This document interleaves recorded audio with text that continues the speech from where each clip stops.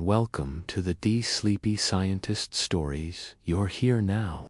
The day is over, the lights are dimmed, and there's nothing left to do but let your mind drift slowly, gently backward through time. You're about to journey into the soft, flickering world of early medical science, a time of quiet discoveries and invisible dangers.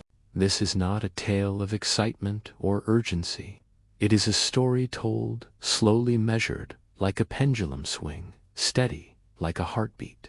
As you listen, feel free to let your attention wander. A world of tubes and glass, flickering currents and unseen forces. It was a marvel, a mystery. And for those who operated these machines, an invisible risk no one fully understood. These words don't ask to be held tightly. They are here simply to keep you company as sleep begins to fold in around you. Tonight, we begin in the glow of a laboratory at the turn of the 20th century. The walls are thick stone, cool to the touch, and painted a faded institutional gray. There is a single narrow window, high above eye level, letting in just a ribbon of pale daylight. The rest of the room glows faintly with the greenish cast of gas lamps and humming coils. The air smells faintly of scorched metal and developing chemicals. No one has fully grasped what the rays do to the body though. Already, your hands have started to feel different. There are no proper positioning devices yet. You might prop their arm with sandbags, hold their head in place with your own hand. At the glowing filament, at the faint flickers of light that sometimes dance across the plates. You try not to think about what those rays are doing to you, to them. But the truth is, no one really knows. Once, to get a clear image of a child's ribs, you simply laid them across your knees and held your breath, numb at the fingertips, dry and brittle. You've begun to lose hair along the backs of your knuckles, and sometimes your nails ache in the cold. A strange humming seems to rise from the floor itself, who likely learned by watching someone else before him each, absorbing the method through quiet imitation and a sense of growing unease. There's a low throb behind your temples that never quite goes away. You wash your hands red and raw from repeated chemical contact and hang your apron on its peg. The day ends quietly. No one thanks you. Few know your name. You walk home slowly, hands in your pockets, the ache in your knuckles, a constant companion. The technician before you is focused, eyes fixed on something no one can see. You eat quickly, hands still smelling faintly of developing fluid. The sandwiches tastes metallic some days, but perhaps that's just the air. You return to your bench. There are more patients, more exposures, more hours spent beneath the steady hiss of electricity and the low mechanical hum of the coils. This is the world of early X-rays. You've held bones in negative light. You've made the invisible visible. And despite the pain, despite the uncertainty, you will return again tomorrow. Most simply the X-ray man. The floor is concrete, and your boots echo as you move from bench to bench. The X-ray machine, assembly of tubes, coils, and wires, sits at the center like some strange altar. It is delicate, prone to overheating. You spend much of your morning simply coaxing it into working, adjusting electrodes, checking vacuum seals, wiping away condensation that forms along the glass. Let us begin by placing you right there among them. Imagine yourself in the year 1902. You are standing in a hospital basement, barely more than a storage room. Really, you are the radiographic technician. Though the title is far newer than the task itself. Some call you a physicist, others a doctor's assistant. There is no formal training, no manuals, no safety protocols. You learned by watching someone else. Your workday begins early. The room is cold, even in summer. Gloves, there are none. Lead aprons, not yet. The patients arrive one at a time. Some are nervous, others are simply curious. You direct them gently, helping them hold still. The exposures take minutes long, quiet minutes where nothing must move. You stare at the timer. Lunch, when it comes, is brief. By evening, your eyes feel strange, dry, gritty.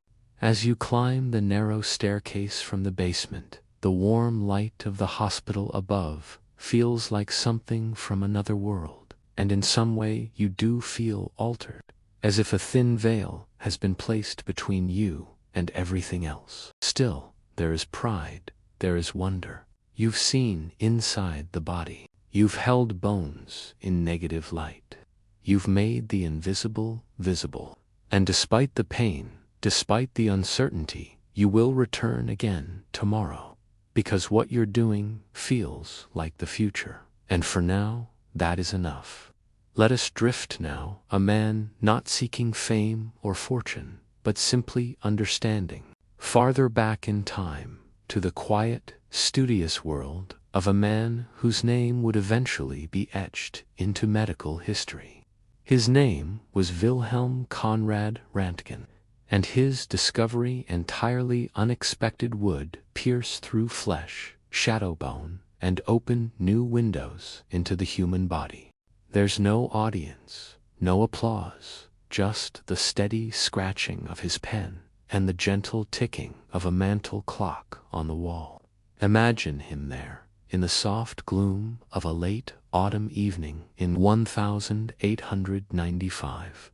The laboratory is small, tidy. The walls are lined with shelves of odd-looking tubes, copper coils, notes scribbled in a slanted hand. Röntgen was not flashy. He did not thrive on spectacle. He was expelled from school once not for rebellion, but for failing to defend himself against false accusations. Even then, he was gentle, quiet, more interested in understanding than in argument. Born in 1845 in the quiet German town of Lennep, his early years were unremarkable. Long hours, often in darkness, shielding the tubes in black cardboard, trying to isolate the unknown effect. One evening, he placed a thick book between the tube and a fluorescent screen, and yet the screen still glowed. The invisible rays were passing straight through.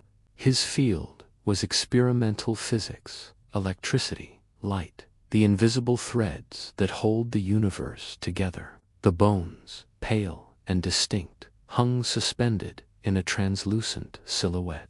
He studied engineering, then physics. Slowly, steadily, his career took shape, first as a lecturer, then a professor, moving through European universities with measured precision. In 1895, while working at the University of Würzburg, Röntgen became intrigued by the peculiar behavior of cathode rays streams of electrons flowing through vacuum tubes. He wanted to be certain, not just of what he had discovered, but of how the world would receive it. He even took a famous image of his wife Bertha's hand. When she saw it, she reportedly said, "I have seen my own death." He had noticed that certain crystals would glow faintly even from across the room when these tubes were active. Something invisible, it seemed, was escaping, and so he began to investigate. He worked alone. He placed his hand between the tube and the screen. What he saw startled him. There, on the glowing surface, was the image of his own hands, bones, faint, ghost-like, yet unmistakable. The soft outlines of flesh faded into shadow. The rings on his fingers appeared as bright halos. He called them X-rays, the X simply standing for the unknown. And for weeks, he told no one. He repeated the experiments, tested materials, measured exposures.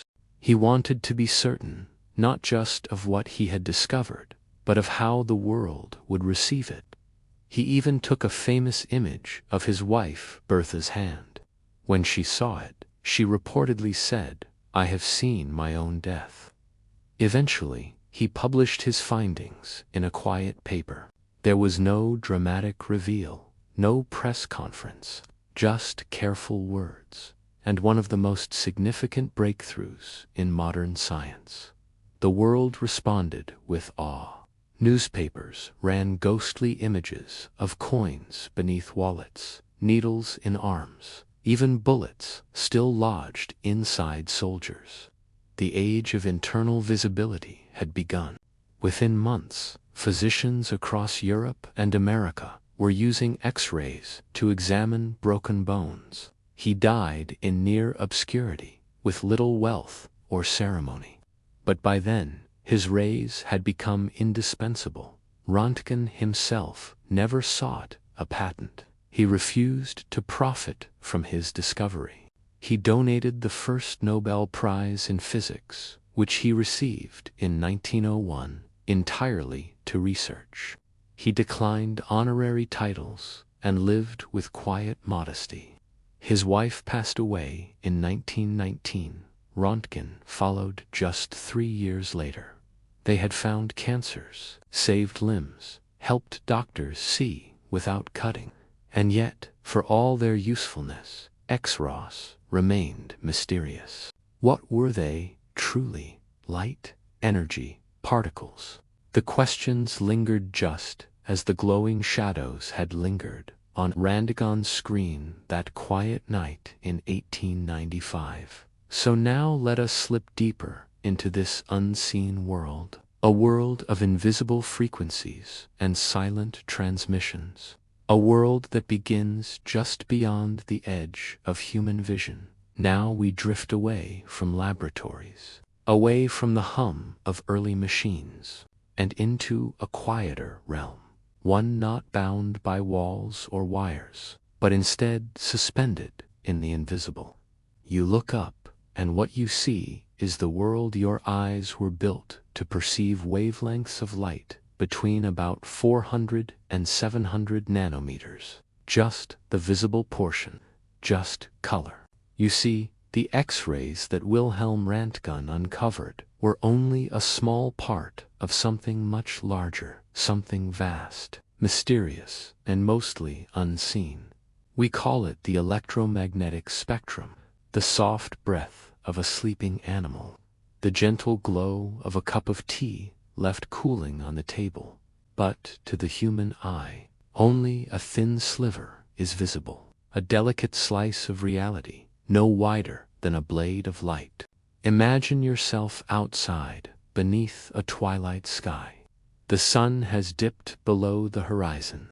The clouds have turned lavender and rose. Insects sing softly in the grass. But there is more. Beyond red lies infrared heat you can't see, but feel on your skin.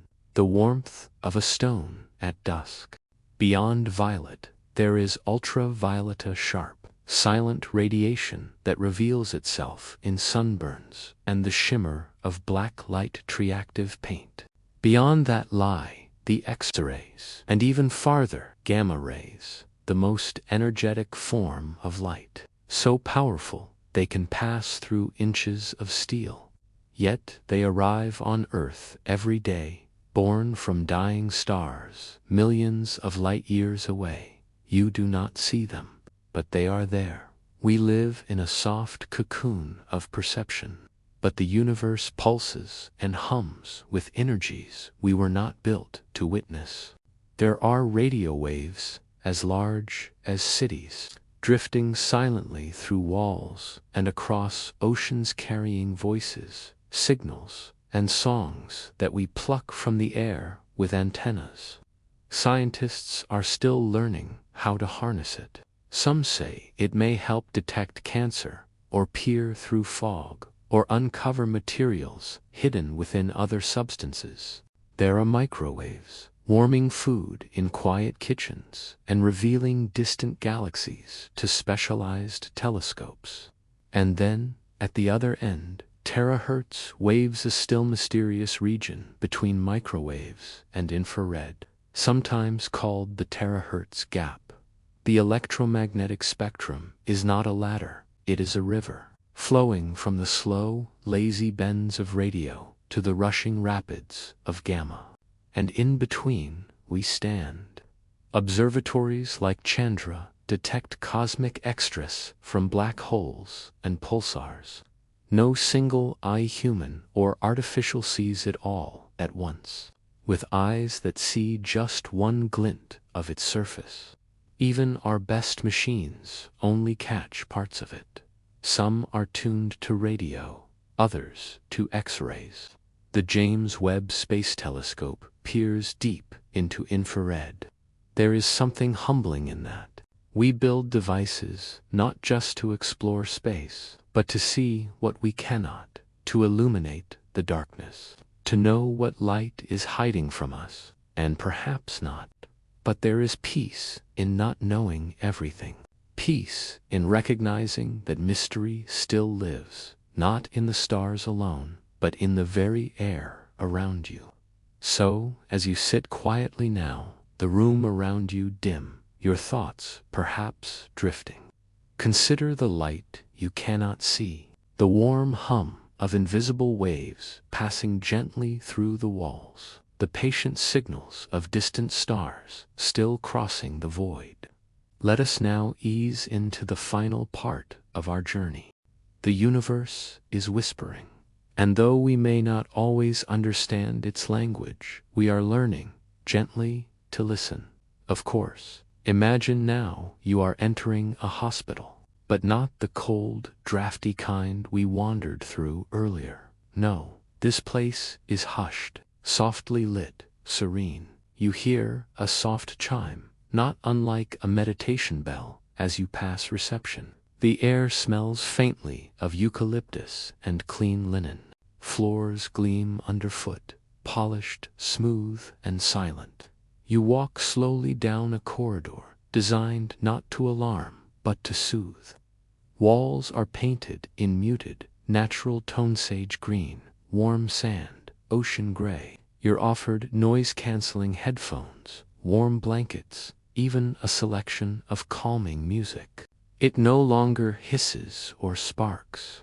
There are no exposed coils or glowing tubes, just a steady, rhythmic pulse, like the heartbeat of technology. Some clinics let you choose your own, perhaps Debussy, or the sound of ocean waves. No radiation, just magnetism and radio waves, passing invisibly through your body, echoing back subtle clues about the shape and softness of your inner organs.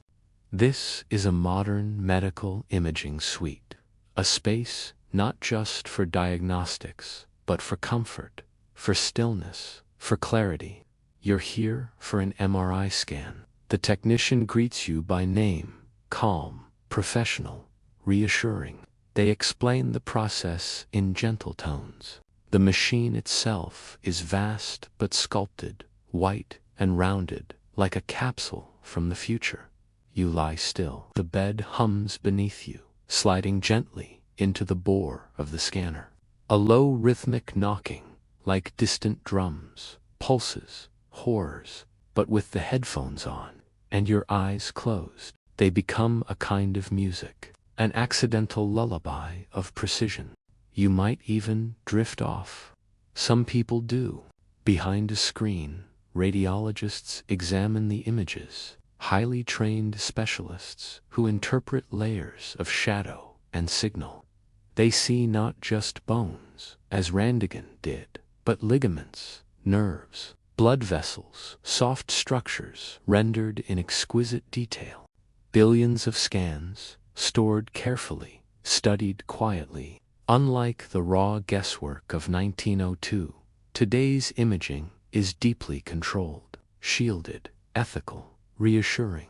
Still, there is mystery. No matter how clearly we see it, We do not always understand what we find.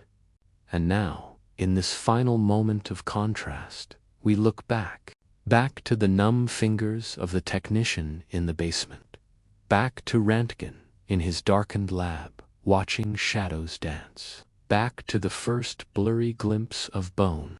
You've traveled now through a quiet arc of history, from the dim corridors of the past to the seamless calm of the present. You've walked alongside forgotten technicians, stood in the glow of early discovery, and something humbling in how far we have yet to go. As you settle now, let these images linger softly, the faint outline of bones beneath skin, the gentle hum of waves that pass unseen, the quiet pulse of progress, slow and steady, echoing through time. The machines are still humming. The stars are still sending signals, and you are right where you need to be. Good night.